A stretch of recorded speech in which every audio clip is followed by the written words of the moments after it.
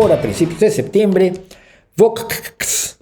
Ahí le falta una K, qué barbaridad. Esperen un segundo, que esto está muy mal escrito y yo soy muy respetuoso de mi ortografía. Y Vox, yo lo escribo con 3 Ks, porque me recuerda mucho a los chicos del Ku Klux Klan. Entonces, Vox Internacional. Bueno, gente del partido Vox, del partido de la ultraderecha, el partido nazi español, Vox, fue a España, fue a México, y un grupo de senadores del PAN lo recibieron. En total fueron, si mal no recuerdo, y como lo recuerdo seguro mal, pues lo tengo anotado, fueron 13 senadores del PAN y un par de 14 senadores y 3 diputados del PAN y 2 del PRI, para que vea uno lo mal que está la gente del cerebro en estas cuestiones. Es una cosa aterradora. Y entonces, pues, firmaron una cosa que se llamó la Carta de Madrid. Primero, hay que recordar que el PAN nace con vocación falangista, con vocación fascista. No un fascismo de asesinar gente, porque nace en 1931 con la admiración del antiguo dictador español Miguel Primo de Rivera, pero también con la admiración a la nueva falange, a esta visión ultranacionalista, autoritaria,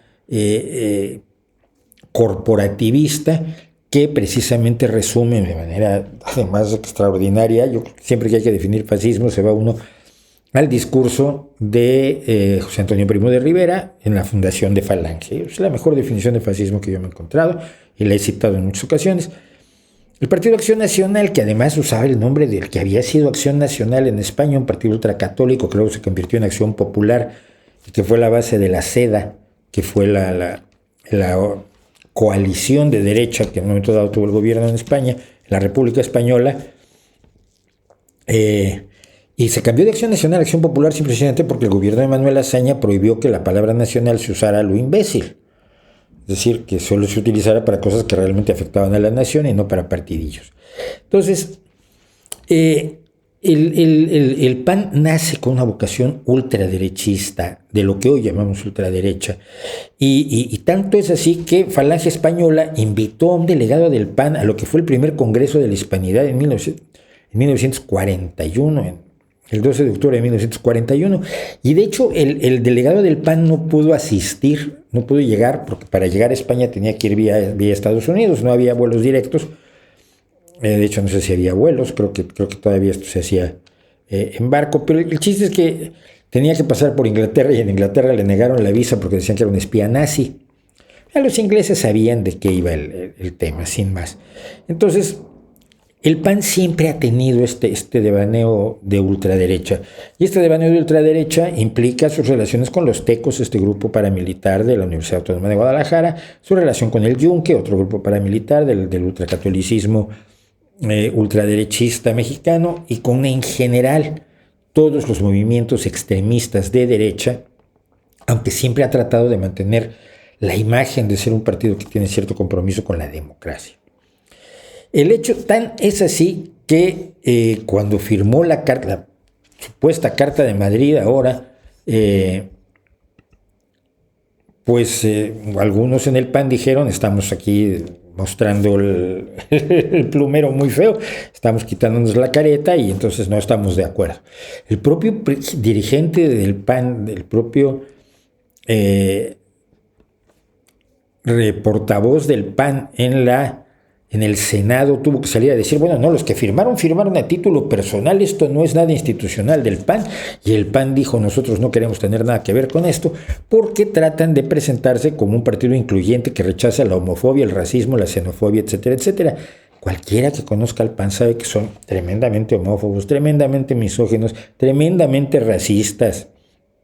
Racistas a nivel México, no es que detesten a los negros de Estados Unidos, es que detestan a los indígenas mexicanos, a quienes los consideran inferiores por definición. Entonces, esta idea del PAN de tratar de ubicarse en la democracia y somos una derecha sensata, y nuestro referente, nuestra contraparte en España es el PP y no Vox, y no tenemos relaciones institucionales con Vox. Y no te preocupes, el PP se está moviendo hacia la derecha con Vox a una velocidad absolutamente impresionante, pero por allí van. El hecho es que el PAN, para taparle un poco, para encubrir la situación, echó a Cristian Camacho, el encargado de redes del PAN en el Senado, que fue el que organizó esta reunión. Pero lo que realmente importante es, primero, ¿qué es la estúpida Carta de Madrid? Y segundo, ¿quién la firma? Porque aquí las cartas valen por quien las firma. Ya sabe usted que si a usted lo quiere despedir el señor que limpia los vidrios, no es lo mismo que si lo quiere despedir el presidente de la empresa. Y entonces la carta dice, en defensa de la libertad y la democracia en la iberosfera. ¿Y eso de la iberosfera qué es? Bueno, la iberosfera es una cosa que se inventó hace un año Salvador Abascal, que es el líder del partido nazi Vox, y que se convierte en la esfera de influencia de la ultraderecha en Iberoamérica, para ponerlo rápidamente. Iberoamérica es la América española. No les gusta a muchos españoles que se hable de Latinoamérica porque consideran que los latinoamericanos no son latinos. El nombre de Latinoamérica tiene utilidad porque permite que incluyas a Brasil, porque permite que incluyas a los países francófonos, sobre todo del Caribe, como Haití, en el concepto de la América que está al sur del Río Bravo y en el Caribe. Entonces les gusta más Iberoamérica o Hispanoamérica. El chiste es, Iberoamérica ya incluye, como por la península ibérica ya incluye a Brasil, Hispanoamérica no. Pero en fin, lo que quieren, la iberosfera es algo que se inventó totalmente Abascal. Y la cosa dice así: más de 700 millones de personas forman la parte de la iberosfera, una comunidad de naciones libres y soberanas que componen una arraigada herencia cultural y cuentan con un gran potencial económico y geopolítico para abordar el futuro. Lo de geopolítico a mí me salta muchísimo porque la geopolítica, como todos ustedes saben, es un concepto eminentemente nazi, pero comparten una herencia cultural. ¿Qué herencia cultural comparto yo con los bolivianos? Pues España. Y con los argentinos, grandes cantidades de ellos llegaron de Italia y de Argentina, mientras que a México llegó más gente de España y de Siria, de Líbano. Claro, España. Es decir, la arraigada herencia cultural a la que hace referencia esta carta es simple y sencillamente la herencia española, despreciando la herencia de todos los demás países que han dado una vastísima inmigración y riqueza cultural a los países latinoamericanos. Sin embargo, una parte de la región, nos dice después, la iberosfera tiene todas las condiciones para ser una región de libertad, prosperidad e igualdad ante la ley. Sus pueblos no están condenados por ningún tipo de determinismo histórico, ya como ningún otro pueblo del mundo. O sea, la obviedad es espectacular. Sin embargo, una parte de la región está secuestrada por regímenes totalitarios de inspiración comunista. ¿What? No. Mira, puede haber gobiernos de izquierda o que se llaman a sí mismos de izquierda sin serlo. Gobiernos autoritarios como el de Ortega, por ejemplo, que hoy precisamente Sergio Ramírez, ese hombre que fue vicepresidente de Nicaragua, un escritor, un hombre decente, un hombre digno, un hombre verdaderamente respetable, a quien tengo además el gusto de conocer. Hombre, no es mi amigo, pero compartimos 2 o 3 veces alguna mesa en la Semana Negra de Gijón, él viniendo como escritor, no como político. Hoy Sergio Ramírez ha tenido que salir exiliado de Nicaragua porque ya se le avisó que se iba a allanar su casa. ¿Quién allana su casa? Bueno, pues el salvaje de Daniel Ortega, que se ha convertido en un tirano espectacular. ¿Me vas a decir que la tiranía de Ortega es de izquierda? No, es una tiranía como la de Somoza, es una tiranía autoritaria como la de Maduro. Pero no está secuestrado porque todavía ellos ganaron elecciones, las últimas elecciones las ganó, y las próximas si las gana ya va a ser, parecer va a ser de una manera muy dudosa. Pero secuestrado está Venezuela por alguien que está negándose a la democracia, y secuestrada está Cuba, pero de ahí en fuera Venezuela no es comunista, Cuba sí es un país comunista, pero estamos usando algo al que yo ya hacía referencia hace un tiempo en un video que está referenciado en la descripción y que es el fantasma del comunismo. La derecha mundial está utilizando el comunismo como un espantajo. No hay una amenaza comunista.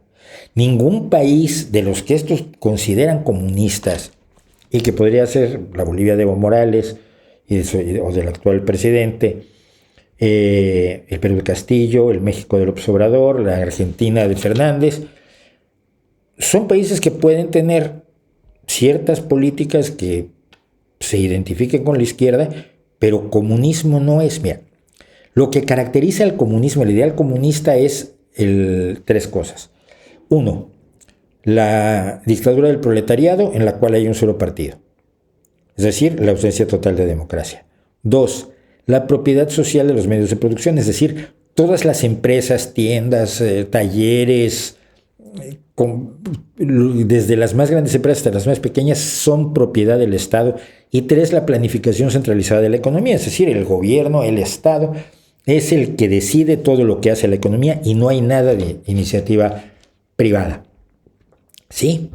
Pues nada de eso está pasando en América Latina, salvo en Cuba, que es un país comunista, que sin embargo tiene ya cada vez más pequeña libertad de mercado, libertad empresarial. No está pasando, es un fantasma, es un espantajo que utilizan estos personajes. Y dice, apoyados por el narcotráfico y terceros países. Los terceros países son Cuba, que apoya a Ortega, sí, supongo que todavía lo apoya. Cuba, que apoya a Venezuela, pero Cuba, que necesita más apoyo del que puede dar. Está en una situación aterradora. Bueno, todos ellos bajo el paraguas del régimen cubano, o sea, ya apareció 2 veces, e iniciativas como el Foro de Sao Paulo y el Grupo de Puebla, que se infiltran en los centros de poder para imponer su agenda ideológica. No. No se infiltran en los centros de poder. Han ganado elecciones. Mira, yo puedo estar en desacuerdo con algunas de ellas, pero cuando ganan elecciones, el verdadero demócrata lo acepta. Y esto es lo que nos empieza a indicar que el cariño por la democracia de los chicos de Vox no es como ellos dicen. La amenaza no se circunscribe exclusivamente a los países que sufren el yugo totalitario. Ahora ya hay un yugo totalitario que, insisto, lo hay en Venezuela, lo hay en Nicaragua en este momento y lo hay en Cuba. No hay totalitarismo en ningún otro lugar, por mal que me pueda caer López Obrador a mí, que me cae muy mal, ya lo saben todos. Por mal que me pueda caer Kirchner o Fernández o Evo Morales, el autoritarismo es otra cosa. El proyecto ideológico criminal, cuidado, está subyugando las libertades y derechos de las naciones. ¿Cómo subyugando a las que están votando por ello? Subnormal. Tiene como objetivo introducirse en otros países y continentes con la finalidad de desestabilizar las democracias liberales y el Estado de Derecho. Mira, son democracias liberales, todos los países de América Latina son democracias liberales. Lo que pasa es que la palabra liberal la usamos con demasiada liberalidad. Y, por cierto, el próximo martes, en El Rey va Desnudo, hablamos del liberalismo. Liberalismos. ¿Cuál liberalismo? ¿Cuál de todos? Usted es liberal, pero ¿de cuáles? ¿De los de Obama o de los de Donald Trump? Bueno, esto de usar la palabra liberal tiene muchos bemoles. A través de esta Carta de Madrid, apoyada por diferentes líderes políticos y sociales, que ahora vamos a ver quiénes son, con visiones e ideas distintas e incluso divergentes, vamos a ver que no. Queremos afirmar que el avance del comunismo supone una seria amenaza para la prosperidad y el desarrollo de nuestras naciones. No lo es. El comunismo está en retirada desde 1989, que se perdió la Guerra Fría. La Unión Soviética perdió la Guerra Fría. Mientras tanto, China habría una idea de capitalismo de Estado que es la misma que tiene Vietnam. Creo que Laos todavía no. Y Cuba, pues un poquito con las pocas empresas que tiene. Bueno, así que no es una amenaza ni para el desarrollo de nuestras naciones ni para las libertades y los derechos de nuestros compatriotas. Son más amenazas la ultraderecha. El Estado de Derecho, el imperio de la ley y la separación de poderes, la libertad de expresión y la propiedad privada, por supuesto, son elementos esenciales que garantizan el buen funcionamiento de nuestras sociedades, por lo que deben ser especialmente protegidos frente a aquellos que tratan de socavarlos. Ahí estoy totalmente de acuerdo con la Carta de Madrid, y quienes más detestan el Estado de Derecho, el imperio de la ley, la libertad de expresión, son precisamente los firmantes de la Carta, como vamos a ver ahora, y principalmente Vox. Vox, que se dedica a luchar en contra de los derechos humanos en España. La defensa de nuestras libertades es una tarea que compete no solo al ámbito político, sino también a las instituciones, la sociedad civil, los medios de comunicación, la academia, etc. Sí, obvio. Por eso hay que defendernos de Vox, todos, y de sus alrededores. El futuro de los países de la iberoesfera ha de estar basado en el respeto a la democracia, sí, los derechos humanos, por supuesto, el pluralismo, claro. Si te defiendes el pluralismo, ¿por qué no aceptas a la izquierda extrema, a la izquierda comunista? ¿No eres tan plural?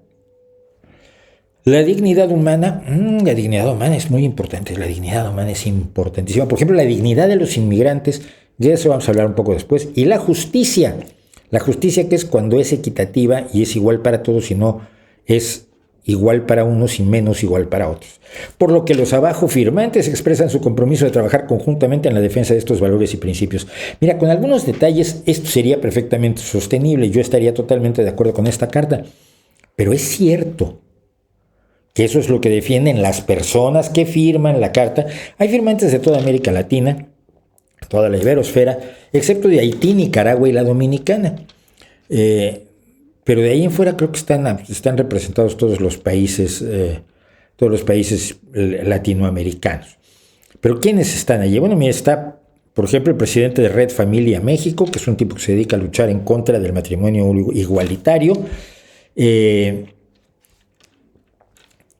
Y un montón de señores que no son de la iberosfera, pero que tenemos allí metidos. Y vamos a ver si realmente están defendiendo lo que nos dice la carta que están defendiendo. Entonces, aquí tenemos la cartita, y la cartita está firmada por Charlie Weimers, europarlamentario del Partido Demócrata Suecos, nacional conservativo, antiinmigración, antieuropeo y de ultraderecha, con sus raíces en el fascismo sueco y el nacionalismo blanco. Esos van a defender los derechos humanos. Dirk Jan Epping, europarlamentario del Partido JA21 de los Países Bajos, antiinmigración, antieuropeo, ultranacionalista, con el lema Países Bajos primero, como América primero, o sea, es el mismo discurso de Donald Trump, que como ustedes saben es de un sujeto bien plural y de un defensor de los derechos humanos que tira de espaldas. El partido desea salir del pacto de asilo de la Unión Europea y expulsar a los inmigrantes. Emanuel Frakis, europarlamentario de Grecia, del partido Solución Griega, ultranacionalista, antiinmigración, que quiere poner una cerca eléctrica en la frontera con Turquía, encarcelar a los inmigrantes en islas desiertas, cerrar las organizaciones no gubernamentales, y además él personalmente es admirador de Víctor Orbán, ahí sí el tirano húngaro. ¿Quién más firme? Eduardo Verástegui, que es un actor y asesor de una iniciativa de la Casa Blanca para la prosperidad hispana de Donald Trump, que a él le interesa la prosperidad hispana, no tienes una idea cuantísimo, y es activista antiaborto ultracatólico, fundamentalmente. Pero está también Giorgia Meloni, presidenta de Fratelli d'Italia, partido ultraderechista heredero del neofascismo italiano y ultranacionalista antieuropeo. Y Nicola Procaccini, de su propio partido. Luego está Marion Maréchal, política francesa y fundadora de no sé qué, pero se les olvidó el segundo apellido, Marion Maréchal Le Pen. Es la sobrina de Marine Le Pen y la nieta de Jean-Marie Le Pen, los destacados fascistas, antiinmigrantes, antieuropeos, ultranacionalistas, ultrarreligiosos franceses. Y finalmente está gente como Hermann Tertsch, que es un eurodiputado de Vox, que es un sujeto de la derecha más vil y más despreciable, pero además es un sujeto desagradable, racista, molesto, etc. Esos son los que van a defender los derechos humanos con la Carta de Madrid. Esos son los que van a defender la democracia, el pluralismo, el respeto a la ley y la justicia.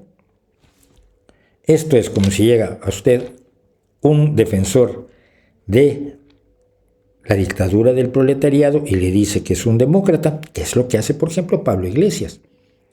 Mienten tanto unos como los otros, pero si esto es lo que nos ofrece Vox, nos está metiendo en un problema. Insisto, el PAN se ha tratado de desligar de esto y creo que ni siquiera se ha enterado todavía de la clase de animales, de la ultraderecha bastante marginal, salvo algunos casos, como el de la Asamblea Nacional de Le Pen. Todos marginales, todos marginados, todos bajo la égida del ideólogo de Trump, Steve Bannon, todos tratando de crear un frente nazi internacional donde se pueda implicar a la mayor cantidad de gente posible. Esperemos que fracasen, pero recuerden, lo dice la carta, todo esto no depende de los políticos, depende de todos nosotros, del rechazo que le hagamos a quienes realmente quieren acabar con la democracia, la justicia y la dignidad humana de aquellos que tienen que emigrar. Y que firme esto un partido mexicano, cuando México ha expulsado a tantos millones de mexicanos porque no les ha podido dar trabajo digno, ingresos dignos, alimentación digna, vivienda digna, y que viva México de las remesas de inmigrantes, y tú te pongas a firmar cartitas con los enemigos de la inmigración, es que hace falta tener la cara como para tallar diamante.